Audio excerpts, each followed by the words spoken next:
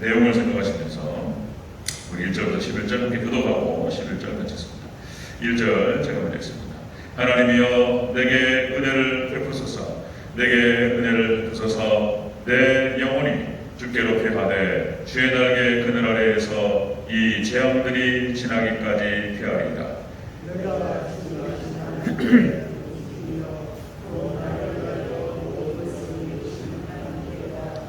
그가 하늘에서 보내사 나를 삼키려는 자의 비방에서 나를 구원하실지라 세우나.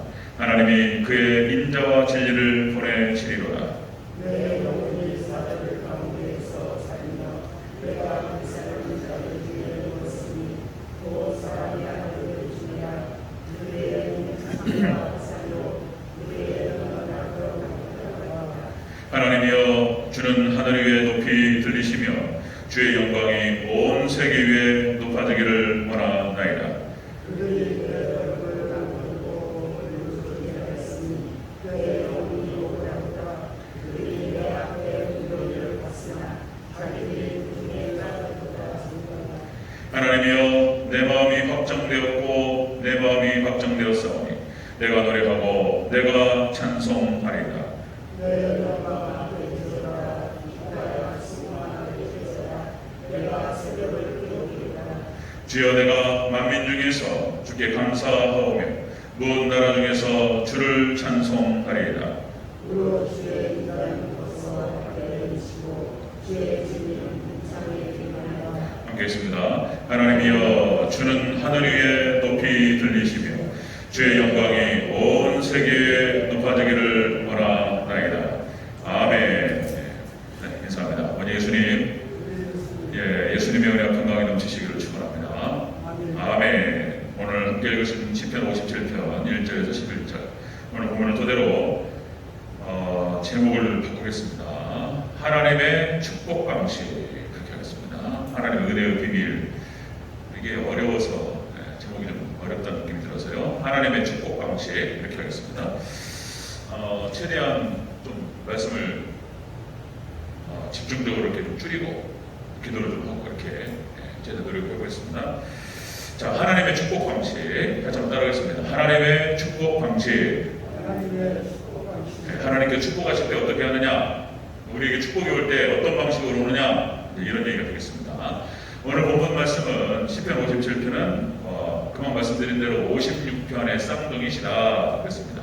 우리가 시편 56편은 사울에게 추격을 피해서 블레셋 가드로 피했는데 거기서 블레셋 왕 아기스는 몰라봤는데 아기스 휘하 장수들이 다윗을 알아봤다는 거잖아요. 다윗 아니야? 우리의 원수잖아. 아이고 그래서 죽을 뻔했습니다. 그래서 막 미친 척하고 그렇게 해서 그 위기에서 빠져나오고 비참하게 그리고 이제 쓴 시간이 이제 56편이었다. 자, 57편 표제요 보면 표제요 한번 볼까요? 57편 위에 다 보이실까요? 거기에 이제 뭐라고 나옵니까? 다윗이 사울을 피하여 굴에 있던 그때에 굴에 있던 때에 이 굴이요 엔게디 굴로 본 것입니다. 엔게디 굴로 이제 피해서 이제 숨어 있었습니다. 숨어 있었어요. 자, 여러분들 우리가 앞에서 쭉 봤죠. 10광야에서 피하고 있을 때 몇천 명의 그 군사들을 거느리고 사울이 추격해 왔습니다. 완전히 포위를 했어요. 그래서 이제 다 잡았어요. 다윗은 죽었어요. 여기서 이제. 그런데 세상에 전력이 와가지고 왕이시여 저희 본진 때립니다. 블레셋이 쳐들어왔습니다. 그러니까 세상에 조금만 기다려봐. 조금만 몇 분만 하면 됐는데 꼼짝 못하고 돌이킬 수밖에 없었습니다. 하나님께서 쫙 다윗을 빼내십니다. 자, 여러분들 하나님께서 이렇게 은혜 가운데에서 우리를 인도하시는데 은혜 그냥 위기에서 벗어나는 정도가 아닙니다. 하나님께서 우리에게 은혜를 베푸실 때에는 위기에서 벗어나는 게 정도가 아니고 축복을 주세요.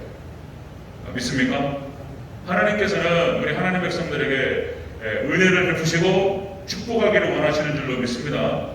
우리가 참 하나님만 믿고 따라가면은 막 앞에 그냥 막 주렁주렁 열렸어요. 땅을 것이 축복을 하시는 거예요. 자, 여기 이제 하나님께 축복하시는 방식이에요. 축복하시는 방식 한번 보겠습니다. 첫 번째, 하나님의 축복 방식, 첫째로 하늘에서 인자와 진리를 보내신다. 하늘에서 인자와 진리를 보내신다. 3절을 같이 읽겠습니다. 3절 시작. 그가 하늘에서 보내사 나를 삼키려는 자의 비방에서 나를 구원하실지라. 셀라. 하나님이 그의 인자와 진리를 보내시리로다. 아멘. 하나님께서 축복하실 때 딱 나타나는 현상이 뭐냐면은 인자와 진리를 보내신다. 여기 인자라고 하는 것은 여러분들 많이 들어보셨을 겁니다. 헤세드입니다. 헤세드, 이 원어가. 헤세드는 하나님의 사랑, 하나님의 자비, 하나님의 인애, 이 헤세드가 그런 뜻이에요. 그냥 하나님께서는 글쎄요, 우리 사람이 자식을 생각하는 그 사랑, 그것이 이제 하나님을 닮아 있는 건데, 천변은 되라고 된다고 보셔야 돼요. 하나님께서 당신의 창조하신 백성들, 당신의 사랑하시는 백성들을 사랑하실 때 이 헤세드 사랑을 하신다는 거예요. 끊임없는 사랑입니다. 끊임없는 사랑. 자, 여기서 진리라는 또 표현이 나오죠. 인자와 진리를 보내신다. 이 진리는 에메트라고 해서 신실, 성실 이런 표현도 되는데, 역시 이제 진리는 말씀을 말하는 것입니다. 하나님께서 진리의 말씀을 보내셔서 하나님 백성들에게 인자와 성실과 신실과 자비를 드러내셔요. 베푸시는 거예요. 하나님께서. 하나님 방식입니다. 하나님께서 축복하실 때 이렇게 말씀을 보내시는 거예요. 말씀을 보내셔서 하나님께서 구원하시는 거예요. 이게 이제 하나님 사랑 방식의 첫 번째입니다. 자, 시편 107편 20절에 보니까요. 그가 그의 말씀을 보내어 그들을 고치시고 위험한 지경에서 건지시는도다. 시편 107편 20절 그 표현 그대로예요. 하나님께서 말씀을 보내신다 이렇게 나와요. 하나님께 말씀을 보내셔서 그들을 고치시고 위험한 지경에서 건지신다. 그 다음에 시편 147편 18절 19절 똑같습니다. 그의 말씀을 보내사 그것들을 녹이시고 바람을 불게 하신즉 물이 흐르는도다. 하나님께 말씀하셔요. 그래서 우리 하나님 백성들을 위경에서 건지시고 하나님께 보호하십니다. 바람아 잔잔하다. 나사로야 나오라.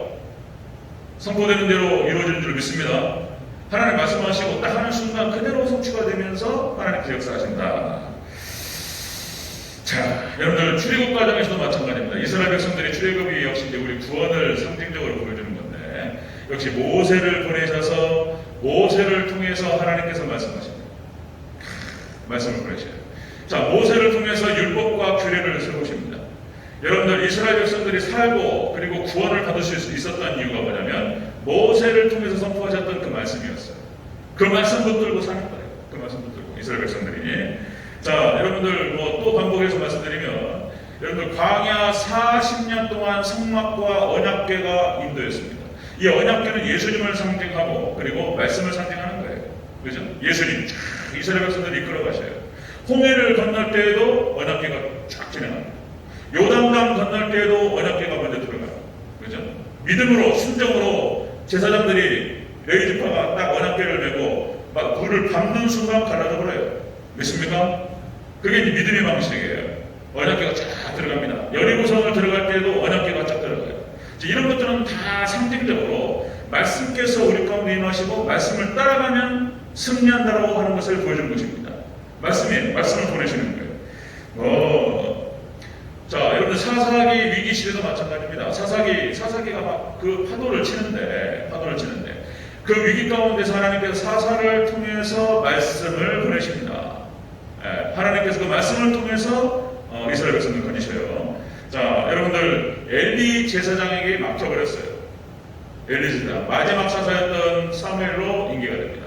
하나님께서 사무엘에게 역사하셔요. 사무엘을 통해서 하신 말씀이 하나도 땅에 떨어지지 않게 하셨습니다. 그래서 그 말씀을 통해서 이스라엘 백성들을 쫙 구원하시고 인도하시는 것을 볼 수 있습니다.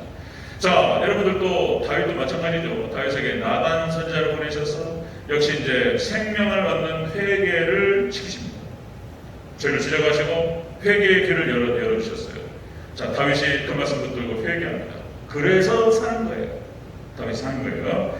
자, 여러분들 말씀이 안 들리면 말씀 안 보내시면 죽는 거예요. 하나님 백성들 죽습니다.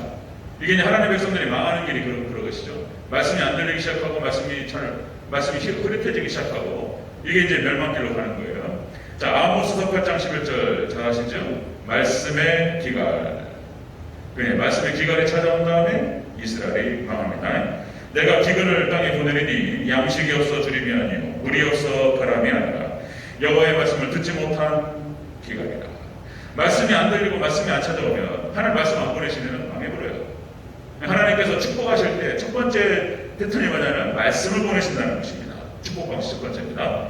자, 두 번째 보겠습니다. 두 번째, 하나님의 축복 방식 두 번째, 마음을 확정시키셔요. 말씀을 보내셔가지고 마음을 확정시키셔요.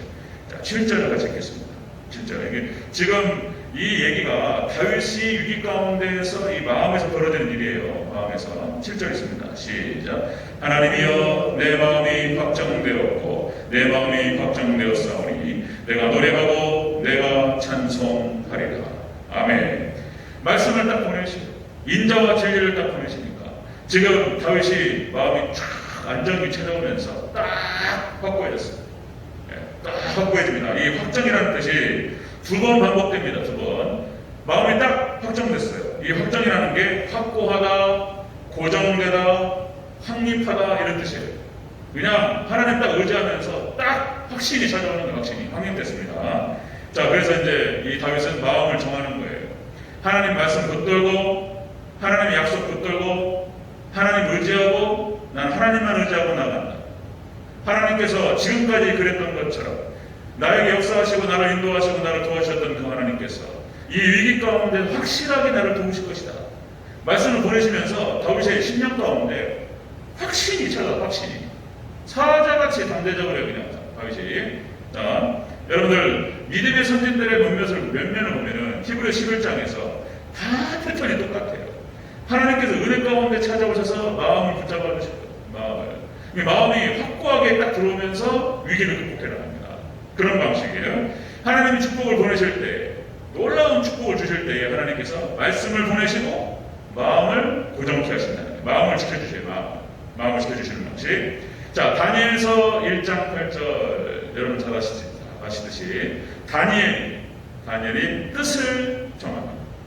그죠? 어렸을 때부터 신앙교육이 어렸을 때부터 중요해요. 확고하게 진짜. 다니엘이 이렇게 말합니다. 다니엘서 1장 8절. 다니엘은 뜻을 정하여 왕의 음식과 그가 마시는 포도주로 자기를 더럽히지 아니하리라 하고 그 어떤 것에도 굴복하지 않겠다. 이 뜻을 정했다라고 하는 다니엘의 이 표현 하나에 다니엘의 마음이 다 보이는 거예요. 단순하게 포도주 안 먹겠다, 고기 안 먹겠다 정도가 아닌 거예요. 이 표현 하나에 다니엘의 그 심성이 쫙 보여요. 다니엘의 결단이. 지금 바벨론은 포로로 와 있지만 내가 절대로 죽으면 죽었지 하나님만은 섬기겠다 라고 하는 결단이 보인단 말이에요. 여러분들 마음을 확고하게 정하시기를 주의 이름으로 축원합니다.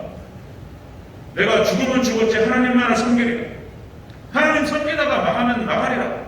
이런 게 중요한 거예요. 이런 게 에스더가 딱 그렇게 한단 말이에요. 에스더가 죽으면 죽으리라. 이런 게 필요한 거예요. 자, 다니엘 세 친구가 똑같습니다. 다니엘 세 친구가 다니엘서 3장 18절에 그리 아니하실지라도 왕의 신상에게는 절하지 아니할 줄 없어서 죽으면 죽으리라. 이런 거예요. 딱 정해요. 확고하게 하나님만을 섬기리라. 지금 다윗이 오늘 본문 57편에서 자, 하나님께서 인자와 진리를 보내시고 말씀을 보내셔요. 성령의 감동 가운데서 쫙 들어옵니다. 은혜가. 그러면서 딱 잡는 거예요. 다윗이 이제 딱 마음을 정하는 거예요. 골리앗 앞에 딱 나아갈 때처럼 죽으면 죽으리라. 이런 거예요. 망하면 망하리라. 하나님께서 이 자리에서 나를 죽게 하신다면 죽으리라. 난 하나님만 의지한다. 이렇게 정하는 거예요. 여러분들 그 어떤 상황이 온다 할지라도 하나님만 의지하라. 이렇게 정하시기를 축원합니다. 아멘. 아멘 하고 크게 해주시면 좋은데. 아멘. 네, 딱 정하시는 게 중요해요. 지금 이게 축복받는 길이라서 그래요. 이게 복이 들어오는 길인 거예요. 이게. 자, 축복의 방식 하나님의 말씀을 보내시고 그 다음에 마음을 지켜주십니다. 마음을 지켜주셔요. 자, 잠언서 4장 23절 무릇 지킬 만한 것보다 더욱 네 마음을 지키라. 생명의 근원이 이에서 나매니라. 아멘. 마음에서부터 모든 게 나오는 거예요. 그러니까 뭐 동양 철학에서 비슷한 말 있죠? 뭔 말이죠? 물체 유심조라고 하는 거예요. 물체 유심조. 다 마음 먹게 달렸다. 뭐 이런 비슷한 얘기가 나오는데 역시 마음인 거예요. 마음. 우리의 지성과 감정과 의지를 다해서 전인격을 다해서 주님을 모셔드리고 딱 붙드는 거예요. 이런 거예요. 이게 지금 축복이 들어올 때 이 과정이 들어오는 거예요. 이 과정이. 자, 역시 여러분들 또 우리 마음을 바꾸시고 마음을 조정하시는 것은 또 말씀이 바꿔요. 말씀이. 여러분들 또 다시요. 뒤에 붙여있는 거예요. 히브리서 4장 12절 말씀. 하나님의 말씀은 살아있고 활력이 있어서 영과 혼과 관절과 골수를 찔러 쪼개기까지 하며 마음과 생각을 감찰하시나니. 그러니까 말씀이 들어와가지고 이게 살아있어요. 하나님 말씀이 살아가지고 움직입니다. 그래가지고 우리의 영을 쪼개요. 우리의 혼을 쪼개요. 우리의 육을 쪼갭니다. 제대로 믿음으로 아멘만 하면은 눈이 떠버려요. 그냥. 믿습니까? 사도행전에 나타나는 모든 기적의 역사가 그렇게 나타나요. 사도 베드로가 그리고 또 이제 사도 바울이 말씀을 강력하게 예수님 복음을 선포할 때 그 말씀을 깨달으면서 듣는 사람들 안에서 놀라운 역사가 일어났습니다. 아멘. 뭐 완전히 일어서버려요. 그냥 놀라운 역사가 말씀 가운데 일어나요. 이런 역사들. 자, 여러분들 한 가지 여쭤봅니다. 그냥 말씀드렸는데, 자, 믿음이 어디 있냐? 믿음이 대체 어디에서부터 발생하는 것일까? 마음이 어디 있나? 마음이 가슴에 있나? 배에 있나? 허파에 있나? 마음이 어디 있습니까? 마음이 머리에 있나? 이 마음은 그래서 현대의학에서 현대과학에서 그렇게 말합니다. 마음이라고 하는 것은 뇌라는 거예요. 뇌. 여러분들 데이비드 호킨스라는 사람이 의식혁명이라고 하는 책을 썼는데요. 이 의식혁명이라는 책을 써가지고 이 호킨스가 노벨상 끝자락까지 가요. 노벨상을 놓치는데 여기서 혁명적인 얘기가 나와요. 그러니까 모든 것은 뇌의 작용에서 일어난다. 근데 이제 성경에서 똑같은 말 한단 말이죠. 로마서 10장 17절 말씀. 믿음은 들음에서 나며 들음은 그리스도의 말씀으로 말미암느니라. 그죠? 그리스도의 말씀, 하나님 말씀을 들을 때에 믿음이 생깁니다. 그러니까 우리가 시험에 넘어지고 잘못 생각하고 또 사단이 시험 들고 하는 것이 다 믿음이 없어서 그러는데 다른 말로 바꾸면은 말씀이 없어서 그러는 거예요. 말씀이. 그래서 철저하게 우리 김순환 목사님이 해보신 이대로만 하면 돼요. 하나님 중심. 이게 개혁주의 원리란 말이에요. 제가 그냥 캐냐는 말이 아니에요. 우리 김순환 목사님, 원로 목사님 잘 보려고 제가 그냥 캐비 높여드리고 이런 뜻이 아니에요. 이게 개혁주의 3대 원리를 말하는 거예요. 이게 연결됩니다. 여기서 하나님 중심, 말씀 중심, 교회 중심. 이 하나님 말씀 교회라고 하는 것이 예수님을 얘기하는 거예요. 똑같은 얘기입니다. 예수님이에요. 그러니까 오직 예수님 신앙하고 맞물리는 거예요. 또 오직 예수님 신앙을 얻을 수 있는 길은 뭐냐면 예배라는 거예요. 예배에다가 축복이 들어와요. 그 다음에 이제 천국인 거예요. 우리가 바라보는 천국을 향해 나가는 겁니다. 그러니까 죽어서는 천국이고 살아서도 천국이에요. 건강과 평안이 있습니다. 철저하게 이렇게만 가면 하나님 딱 붙들고 말씀만 붙들고 철저히 교회 중심의 신앙, 예배 중심의 신앙 이거예요. 이거는 한 1000번, 10,000번을 반복해도 이거는 모자라지 않아요. 우리의 뇌에 새겨야 돼요. 피부에 그냥 누르면 나와야 돼요. 그냥 꾹 누르면 그냥 하나님 주신 말씀 주신 교회 중심 나와야 돼요. 누르면 예수님만 나와야 돼요. 이렇게 나와야 돼요. 자, 그러니까 의식혁명 얘기하다가 그러니까 마음이라고 하는 것이요. 이렇게 말씀이 들어가서 우리 뇌에 어떤 회로가 깔려있냐에 따라서 그 회로가 믿음이라는 거예요. 그죠? 그러니까 말씀에 회로가 깔리는 거예요. 철저하게 말씀으로 세뇌돼야 되는 거예요. 말씀으로 세뇌. 세뇌라는 말이 안 좋게 들릴 수 있는데 어떤 면에서는 좋은 거예요. 이게 가치 중립입니다. 그러니까 말씀으로 완전히 그냥 말씀 많이 읽고 달달달 외우고 어떤 형태로든지 말씀은 가까이에서 보면 볼수록 좋은 거예요. 다 보게 되는 거예요. 말씀을 암기하고 하여튼 성경 스토리를 달달달 하고 그리고 그 의미들을 깨닫고 보면 볼수록 하나님 말씀은 끝이 없어요. 하나님 말씀은 영원합니다. 그거를 제가 깨달았어요. 너무 감사한 거예요. 또다시 말씀드리면 제가 아침에 새벽 예배하고 저녁에 저녁 기도하고 세어보니까 13번 예배를 드리는데 일주일에 13번 하면서 어떤 분들은 그렇게 생각할 수도 있어요. 나 조진영 목사 언젠가는 총알이 떨어질 것이다. 저렇게 하다 보면 1년을 버틸까 2년을 버틸까 이렇게 생각할 수 있는데 안 떨어져요. 뭐 제 자랑을 하는 자랑이 아니에요. 하나님의 말씀은 끝이 없습니다. 영원합니다. 끝이 없어요. 그러니까 그 말씀들로 머릿속에 꽉 채워지면 그것이 나오는 그게 믿음인 거예요. 그 머릿속에 그 마음속에 머릿속에 회로가 뭘로 깔려있냐가 그게 믿음인 거예요. 그게 잘 깔려있고 회로가 튼튼하게 깔려있으면 믿음이 좋은 거예요. 그런 얘기. 여러분들 말씀으로 여러분들의 뇌 회로를 까시기를 축원합니다. 이게 과학적으로 얘기하는 거예요. 그래서 이렇게 또 표현하는 거예요. 여러분들 우리의 지성과 감정과 의지, 이 인격이에요. 우리의 지성과 감정과 의지, 그 다음에 우리의 신앙, 우리가 신앙과 인격이라고 그러죠. 어떤 분들 교회를 오래 다녔다고 그러시고 신앙생활을 오래 했다고 그러는데 우리가 딱 그렇게 보면 알아요. 그분의 인격과 신앙을 보면은 나와요. 어떻게 신앙생활을 했냐에 따라서. 그러니까 연중 오래된 40년, 50년 됐는데 10년 된 분들보다 못할 수 있어요. 그러니까 이제 기도하고 말씀을 잘 묵상하고 뭐 설교 드리면 메모하고 새벽 예배 막 열심히 하면서 열심히 하신 분들은 신앙이 좋은 거예요. 50년 됐는데 설렁설렁하고 그냥 뭐 한 귀로 흐르고 아무 소용 없어요. 50년, 60년 됐는데요. 제 주변에서 봐도 믿음이 없어요. 엉뚱한 얘기예요. 엉뚱한 얘기. 믿음이 있으신 것 같은데 기도도 하시고 가끔 가다가 엉뚱한 얘기, 전혀 믿음 없는 얘기를 하시는 분들이 계세요. 하여튼간에 자, 여러분들 다른 거 없습니다. 여러분의 인격과 여러분의 신앙과 여러분의 삶을 말씀으로 예수님의 반석이라는 표현을 쓰는 거예요. 예수님의 반석, 말씀 위에 세워가시기를 주의 이름으로 축원합니다. 이게 이제 복이 고로 가는 거예요. 하나님께 축복을 하실 때 하나님께서 위기 가운데 다윗을 지키시고 우리를 하나님께 지켜주시고 축복하실 때 말씀을 보내셔서 우리 마음을 지켜주세요. 패턴이에요, 패턴. 세 번째 보겠습니다. 자, 하나님의 축복받은 세 번째, 감사와 찬송을 드리게 하세요.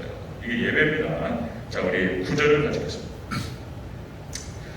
9절부터 11절까지 읽어볼까요? 지금 예배 드리고 있어요. 지금 다윗이요. 9절, 9, 10, 11 시작. 주여, 내가 만민 중에서 주께 감사하오며 문 나라 중에서 주를 찬송하리라. 무릇 주의 인자는 커서 하늘에 비치고 주의 전율은 궁창에 이르나이다. 하나님이여, 주는 하늘 위에 높이 들리시며 주의 영광이 온 세계에 높아지기를 원하나이다. 아멘. 이 57편의 이 가사를 놓고 복음성가가 있어요. 부르고 싶은데 잘 모르실까봐. 잘 모르면은 은혜가 안 되거든요. 그래서 제가 이제 불러볼까 하다가 반주 있어요? 혹시? 사모님? 높이 들리며 이제 안 나오네. 주의 영광은 그런 찬양이 있어요. 복음성가. 이게 가사로 한 거예요. 하늘 위에 주는 높이 들리며. 걱정전 아시죠? 이 찬양이 있어요. 이게 이제 기가 막힌 찬양이에요. 우리 복음성가도 많이 해야 되는데. 자, 그러니까 이 57편 이 가사를 통해서 이 찬양이 지금 다윗이 예배드리고 있습니다. 예배. 그러니까 지금 다윗이 위기 가운데서 마음을 비참할 수 있고 이럴 수 있어요. 그런데 하나님께서 지금 어떻게 하고 있냐면 다윗을 말씀을 보내셔서 마음을 지켜주시고 지금 마음이 회복됐습니다. 은혜 받으면 회복돼요. 그 사람이. 우울하고 힘들고 막 그러다가 말씀이 딱 꽂히는 순간 막 쫙 변해버려요. 그냥. 지금 다윗이 이런 상태입니다. 말씀이 딱 와가지고 마음을 딱 붙잡았어요. 그리고 말씀을 딱 붙드는 순간 찬양이 터졌습니다. 감사와 찬양이. 하나님 찬양하는 거예요, 지금. 이게 예배입니다, 예배. 그러니까 하나님께 축복하실 때 이런 패턴으로 온다는 거예요. 하나님께서 말씀을 보내시고, 그리고 마음을 지키게 하시고, 그리고 예배로 하나님께 영광 올려드리게 하십니다. 이 패턴으로 하나님께 축복을 하셔요. 자, 여러분들 창세기 35장 1절에 보도를 말씀드렸죠. 야곱이 세겜에서 위기를 당했을 때 이런 제목을 제가 붙였어요. 자, 이렇게 했죠. 문제 해결을 위한 하나님 방식. 한번 따라하겠습니다. 문제 해결을 위한 하나님의 방식. 우리 인생 가운데 여러 가지 문제들이, 어려움들이 와요. 물질적인 것들, 건강의 것들, 자녀의 것들, 가정의 것들, 수많은 문제들이 있습니다. 걱정거리. 이것들을 해결하기 위해서 딱 찾아오는 게 뭐냐? 하나님께서 이 문제를 해결하시는 하나님의 방식이 뭐냐면 지금 야곱에게 찾아오셔서 뭐라고 그러죠? 너는 베델에 가서 단을 쌓아라. 하나님 찾아오시는 거예요. 그러니까 예배인 거예요. 단을 쌓을 때 하나님께서 우리 문제를 해결해 주실 줄로 믿습니다. 이게 제 얘기가 아니고 하나님 방식이에요. 하나님 방식. 문제 해결을 위해서 하나님께서 야곱에게 제시하시는 방식이에요. 베델에 가서 단을 쌓으라는 거예요. 우리가 예배에 단을 쌓고 하나님께 나아가면 저절로 해결돼요. 하나님 만지셔요. 하나님께서 만지시면 다 해결될 줄로 믿습니다. 다 해결돼요. 하나님께서 하시는 방식이에요. 자, 출애굽기 5장 1절에서 뭐라고 얘기해요? 출애굽기 5장 1절에서 자, 모세와 아론이 애굽의 바로에게 찾아가가지고 이렇게 얘기합니다. 하나님 말씀에 내 백성을 보내라. 그러면 그들이 광야에서 내 앞에 절기를 지킬 것이니라. 내 백성을 보내라. 이거 안 들어요. 내 백성을 보내라. 이게 무슨 말이냐면, 자, 하나님의 백성 이스라엘 백성들을 하나님께서 보내셔서 광야로 끌고 가셔가지고 여기서 절기를 지키게 하시겠다. 하나님께 여기에서 예배를 받으시겠다는 거예요. 예배를. 그러니까 우리 하나님 백성들은 다른 것이 우리 하나님 백성의 목적은 하나님 예배입니다. 예배. 하나님께 영광을 올려드리고 하나님 경배하는 거예요. 그럼 하나님께 경배하고 예배드리는 그 백성을 하나님 붙들으셔가지고 하나님의 선하신 목적을 이루실 줄로 믿습니다. 그거예요. 우리가 무슨 힘이 있고 능력이 있어서 하는 것이 아니고 예배 가운데서 하나님 만나고 성령께서 우리 가운데 임하시면 초대교회처럼 강력해질 줄로 믿습니다. 막 모이면 기도하고 흩어지면 전도하고 성령 역사하시니까 아마 안 되는 게 없어요. 안 되는 게 없어요. 이렇게 돼버려요. 이게 예배라는 거예요. 예배. 자, 여러분들 솔로몬이 엄청난 축복을 받아요. 근데 솔로몬이 축복받는 장면을 자세히 한번 살펴보면은 이것도 예배예요. 예배. 자, 보세요. 열왕기상 3장 1절에서 15절 말씀에서 이런 장면이 나옵니다. 거기를 잘 뜯어봐야 돼요. 대부분이 훅 훑고 지나가고 중요한 장면만 보니까 다른 게 안 보인단 말이에요. 지금 여기 열왕기상 3장 1절에서 15절에서 이 솔로몬이 축복을 받을 만했어요. 그 내용을 보면 그렇습니다. 보세요. 어떤 장면이 나오냐면은 1절에서 솔로몬이 혼인을 했어요. 결혼을 했는데 솔로몬이 혼인을 하고 왕궁과 성전 공사가 끝나기까지 기다려요. 신혼방에 들어가야 되잖아요. 신혼방에 혼인을 했으면. 근데 거기 안 들어가고 성전 공사가 끝날 때까지 기다려요. 이게 지금 솔로몬이요 청교도 신앙이 있었다니까요. 청교도 신앙이. 이렇게 말하면 조금 어폐가 있을지 모르지만 솔로몬이요 청교도 신앙이 있었어요. 그러니까 하나님의 성전이 완공되기 전까지는 쉬지 않았습니다. 초창기 때 솔로몬의 신앙이 이랬어요. 그 다음에 열왕기상 3장 3절에서 이렇게 표현해요. 여호와를 사랑하고 법도를 행하였다. 하나님을 사랑하고 하나님의 말씀을 지켰어요. 솔로몬이 그랬어요. 그 다음에 세 번째 4절에 1,000번제를 드립니다. 1,000번제를 여기서 나와요. 이 1,000번제에 대해서 여러 가지 의견이 있어요. 1,000번제가 1,000번을 드렸다 예배를. 그래서 이것이 한국교회 문화가 돼가지고 한 3년 이상 갔다가 새벽 예배 때마다 10,000원씩 어떤 집사님 권사님 아주 좋은 신앙이에요. 우리 아들 하나님 좋은 대학 가게 하옵소서. 좋은 거죠, 뭐 어머니들. 우리 아들 이번에 꼭 취직되게 하옵소서. 새벽 예배 때마다 10,000원씩 5,000원씩 여기다 재단에다가 1,000번제 1,000번을 드린다는 거예요. 옛날에 우리 정한수도 놓고 이제 천지신명께 빌듯이 괜찮아요. 그 신앙도 괜찮아요. 근데 여기서 이제 횟수를 말하는 게 아니에요. 그러니까 이제 1,000번제라고 하는 것은 1,000마리의 양과 염소로 하나님께 번제를 드렸다 이런 뜻인데 이 부분에 대해서 이제 이 1,000번제 이게 횟수로 해석하는 잘못 본 경우가 있어가지고 근데 그것도 괜찮아요. 어쨌든 자 엎어치나 뒤치나 간에 어쨌든 간에 지금 솔로몬이 충성스럽게 하나님을 사랑하고 말씀을 준행하면서 자기가 결혼하고 혼인집에 안 들어간다니까요. 그리고 성전이 완공될 때까지 기다리면서 1,000번제를 하나님께 드립니다. 하나님께서 보시기에 너무 기분이 좋아버렸어요. 그러니까 하나님께서 감동이 되어버렸어요. 감동되니까 하나님께서 꿈속에 나타나십니다. 그래서 내가 너한테 어떻게 해주랴 이렇게 물어보신단 말이에요. 그러니까 꿈속에서 지금 솔로몬이 대답을 했습니다. 뭐라 그러죠? 저에게 지혜를 주시옵소서. 이 나라를 다스릴 수 있는 앞에 있는 성군이었던 다윗이 자기 전임자가 너무나 탁월해요. 전임자가 탁월하면 후임이 힘들어요. 근데 후임이 너무나 엉망이면 또 힘들어. 어쨌든 힘들어. 하여튼 간에. 어쨌든 힘든데 전임자가 더위시. 그러니까 지금 이 솔로몬이 지혜를 주시옵소서. 이 나라를 잘 다스릴 수 있는 지혜를 달라. 그러니까 자기의 어떤 일신상의 유익을 구하지 아니하고 하나님 부귀영화를 주시옵소서. 이쁜 여자 10명만 주시옵소서. 이런 거 안 구했단 말이에요 지금. 하나님 이 나라를 잘 다스릴 수 있도록 지혜를 달라. 그랬더니 13절에서 이렇게 기록됩니다. 열왕기상 3장 13절. 네가 구하지 아니한 부귀와 영화도 내게 주리니 네 평생의 왕들 중에서 너와 같을 자가 없으리라. 네가 구하지 아니한 부귀 영화를 다 주겠는데 네 후로 너와 같은 자가 없으리라. 하나님 기분 좋으셔가지고 싹 줘버렸어요. 하나님께서. 여러분 우리 마음만 딱 정하시고 하나님께 딱 여러분들 하나님만을 다 섬기겠다. 내가 죽어도 내가 망할지언다. 하나님 흔들어 보신다니까. 이렇게 정말 하나님 말씀대로 순종하면 망할 것 같아. 그런 상황을 몰아가셔요 하나님께서. 목숨 걸고 그냥 죽으면 죽으리라. 거기 통과하면 모르겠어요. 그 뒤에는 뭐가 될지. 어마어마한 뒤에 어마어마한 것들이 있어요. 여러분 이 축복 하나님의 테스트를 꼭 통과하셔서 우리 대전절교회도 이 솔로몬 같은 막 그런 우리 성도님들 나오시기를 주의 이름으로 축원합니다. 그럼 막 사업이 잘 돼가지고 막 할렐루야 그런 얘기 말씀드렸던가요? 그때 제가 우리 선생님 교회, 우리 교수님 교회 건축을 하는데 하여튼 뭐 다 그러라는 데 뜻은 아니에요. 한번 말씀드린 것 같은데 아니 건축비가 지금 건축비가 떨어지니까 이분이 집을 팔아버렸어요. 아파트 4억인가 뭐 팔아버리고 내가 전세를 간다. 1억 3천짜리 전세로 가고 전세가 월세로 가고 다 팔아가지고 다 맞춰버렸어요. 그리고는 이제 빵 장사를 했는데